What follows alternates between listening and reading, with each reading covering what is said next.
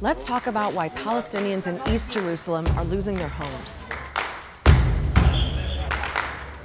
Jerusalem is a place unlike anywhere else in the world, an ancient city that's considered holy in Islam, Judaism, and Christianity. It's also home to Israelis and Palestinians who both claim the city as their capital, although Jerusalem's status has never been settled, nor has the issue of a Palestinian state. You have both Israelis and Palestinians that live within essentially a shared city, but that city is not necessarily shared to the fullest extent. East Jerusalem is the side of the city that's considered Palestinian territory under international law, but it's under Israeli military occupation. And for years, we've been seeing things like this.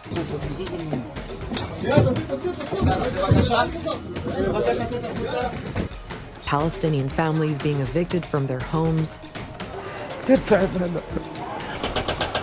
Their houses are getting torn down. At the same time, Israeli settlements are expanding.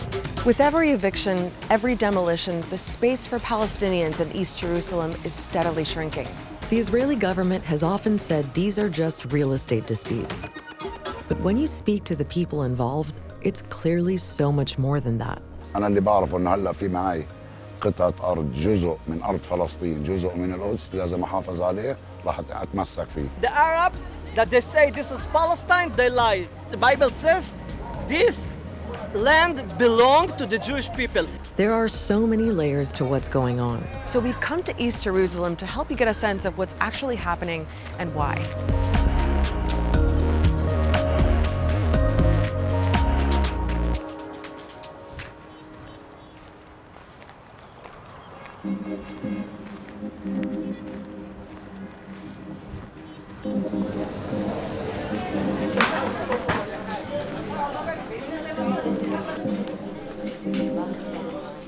Noura Ghaith-Sub Laban is taking us to the apartment where she was born and had lived her whole life.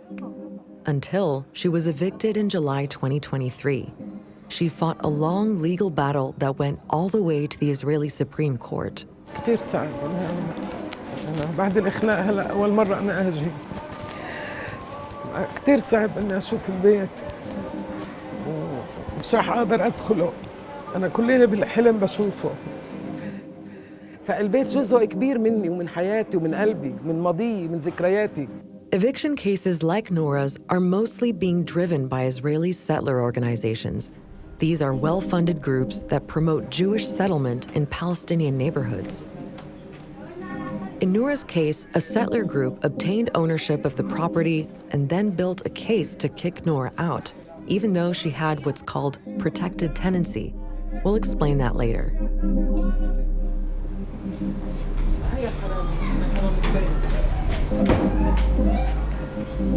قعدت في بيتي مبسوط وحنا مسدس وشتي.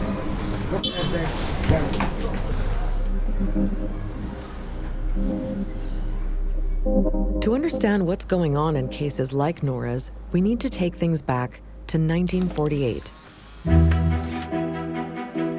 After Israel proclaimed itself a state on land that had previously been Palestine under British control. 5 Arab countries went to war with Israel, and there was a massive displacement of people, including more than 700,000 Palestinians who fled or were forced from their homes. This was also a period when hundreds of thousands of Jews were being expelled from Arab countries.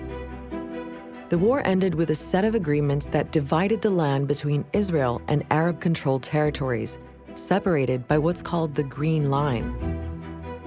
Jordan controlled the West Bank, Egypt controlled Gaza, and Jerusalem was split in two. Israel controlled West Jerusalem, Jordan controlled East Jerusalem, which includes the Old City, a walled-off area where the main religious sites are. In 1967, there was another war, and Israel seized and occupied more land, including East Jerusalem and the West Bank. But the 1949 Green Line still represents the internationally recognized borders of Israel. So technically, the Green Line runs through here, dividing West Jerusalem and East Jerusalem. But in practice, you can see there's no actual separation here, and Israel applies its own set of laws on both sides. even though according to international law, East Jerusalem is Palestinian territory under occupation, so it's not considered sovereign Israeli territory. And under international law, the occupier is supposed to stick to certain rules. Thank you. An occupying power is not allowed to apply its own legal system in the occupied territory. An occupying power is not allowed to transfer civilian populations from their homes or to deport them. Israel still continues to do that. The wrong law is being applied and the wrong courts are being applied. And it's through the Israeli court system that evictions are being enforced in East Jerusalem. Since 1970, it's estimated that more than 160 families have been evicted. Right now, another 200 families, around 1,000 people, are at risk. The eviction process usually starts with settler groups obtaining ownership of a property where Palestinians live. And there's one Israeli law that's really important here. The Legal and Administrative Matters Law, and essentially what it does is it affords land restitution rights to Jews who allegedly owned properties in East Jerusalem prior to 1948. What does that mean? It essentially grants them the right to reclaim assets that they lost in the 1948 war. Now, it is extremely discriminatory because there is no parallel legal mechanism for Palestinians who lost properties in the same war. So if we go back to Noura's case, an Israeli settler group was able to claim ownership of the apartment based on that law. But Noura still had a right to live there because she had that protected tenancy we mentioned earlier. It's a type of long-term lease that Jordan granted to Palestinian refugees while it was in charge of East Jerusalem. After Israel took over in 1967, Palestinians, like Noura's family, were allowed to keep those leases, but under strict conditions. Once settlers got the rights to Noura's apartment, they spent decades trying to convince the Israeli courts that she'd broken those tenancy conditions. And they finally managed to evict her in 2023. What we've seen is that over the years, you have settler organizations or groups that have exploited and continue to exploit this 1970 law to acquire the rights or alleged rights to these properties and remove the protected tenancy from the Palestinian family. They are radical settler groups that have a particular aim and goal, which is to Judaize or Israelize Jerusalem. It's not just these fringe settler groups that are working individually and working by themselves. They are aided and abetted by the state on all levels. The ministries, the municipality, and laws and courts are all instrumentalized in order to displace Palestinians as much as possible and increase the Jewish population in Jerusalem. This is a stated goal for Israel. They are not shy about it. Especially in recent years, as Israel's government has become increasingly right-wing and pro-settler politicians have been given senior positions. People like Itamar Ben-Gvir, who became National Security Minister in 2022. He's a settler himself, a member of the parliament, and leader of a far-right party called Jewish Power. Before he became a minister, Ben-Gvir often came to the neighborhood of Sheikh Jarrah to show his support for settlers. He even set up a makeshift office right outside this house where the Salem family live. أنا هو المواليد الدار هاي يعني. أولادي أنا كلهم جبتهم بالدار هاي. هذا ابني الكبير. لا مش الكبير لسه في أكبر منه. Recently, a settler activist bought the rights to the Salem family's house and is trying to revive an eviction order from the 1980s that was never enforced. And while Fatima and her family are fighting to stay in their home, they also face harassment from settlers. انولدت في هذا البيت، عشت طفولتي في هذا البيت وفي الأرض برا كمان. للأسف يعني اليوم صاروا أولادنا كمان كانوا يلعبوا فيها وبعدين هلا صاروا أولادنا بطلوا يقدروا يلعبوا فيها يعني. فطبعا من اعتداءات المستوطنين المتكررة علينا على الحي، مش بس كعائلة سالم في حي الشيخ جراح. ضربوني ورشوني غاز وضربوا ابني طلع دفعوني على الارض طلعوا شو عملوا لي. افضل ايش ما سخطت بايده هيك. سخطت بايده. والله يما ما بننام الليل، اقول لك بننام عيني مغمضه وعيني مفتحه. يعني بنقول هلا بيهجموا علينا. وحتى بيهددونا كمان وبيقولوا احنا بدنا نحرقكم في بيوتكم زي ما حرقنا دواوبشي. يعني هم بيفتخروا في عمل الاجرام اللي هم بيعملوه.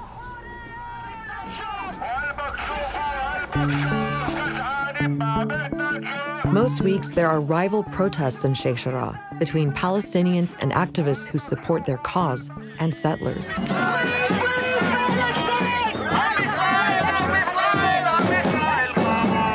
Fatima's one of the regulars. So is the settler trying to evict her, Yonatan Yosef, who's a member of the Jerusalem City Council. It's your house? It's my house. Why is it your house? Because I buy from the people that they have documents that this house belongs to them. I buy it and I have laws, and according to the law, this is my house. I'm here because the Bible says this area, all the land of Israel belong to the Jewish people. But today, Jerusalem is important to Muslims, to Christians, to so many millions of people. Very important, but it belongs to the Jewish. So you've got settler groups pursuing evictions of Palestinians through Israeli courts. That's one pattern playing out. Another is the way Palestinians are getting squeezed out of East Jerusalem through restrictions on construction and the demolition of homes that the Israeli authorities classify as illegal. It comes down to the rules that Israel imposed after 1967 about how land is allocated and who can build what and where. Only 13% was zoned for Palestinian construction and residential development. But those areas were already built up, so there's no real space for new houses, and building anything, like an extension for a growing family, requires a permit from the Jerusalem municipality.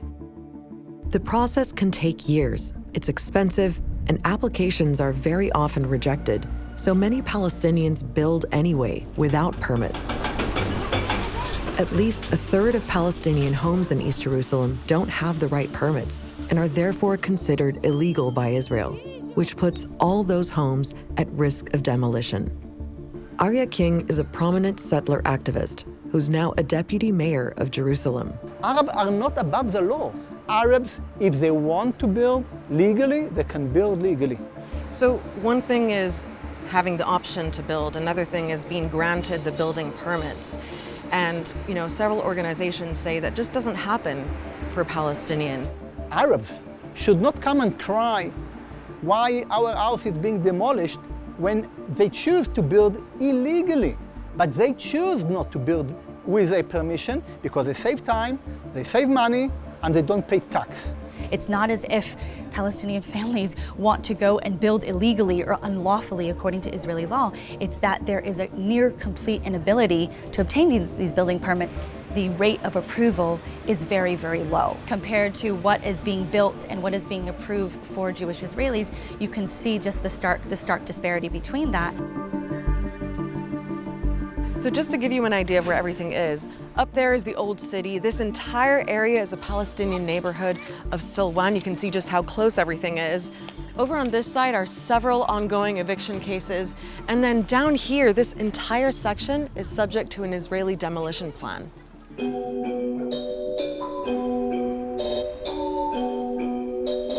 It's called Bustan, and the Jerusalem municipality wants to redevelop the area and create a biblical-themed garden that would link up to other religious and archaeological sites nearby.